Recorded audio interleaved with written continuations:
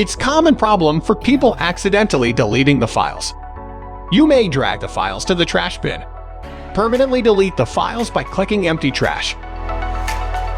Press Option-Command Delete to permanently delete the files.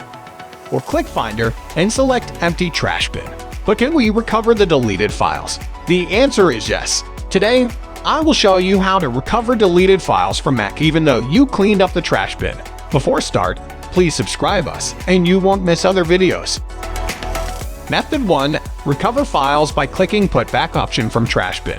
If you just move the files to the trash bin, or right-click the files and select Move to Trash, then you can follow me.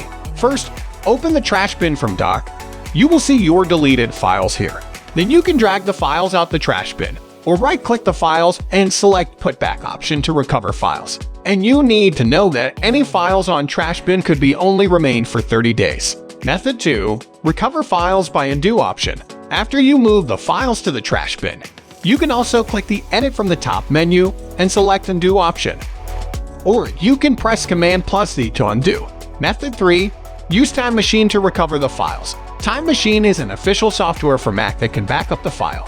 First, you can find Time Machine by clicking the Apple logo and System Preferences.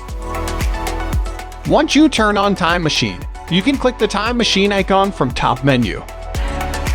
You can click up or down arrow to choose which backup is what you need. However, if you didn't turn on the Time Machine ahead of the time, you can use the last method. Method 4. Use 4DDiG Mac Data Recovery. 4DDiG Mac Data Recovery is a professional software that's special designed for Mac OS system. It can scan your disk and recover all files. First, launch 4DDiG. You will see all locations are here. Select the disk where the file's lost. Click Scan. Now 4DDiG starts to scan the disk. Once you find the lost file, you can select it and preview it. Then click Recover. You may need to save the file to a different location and confirm it.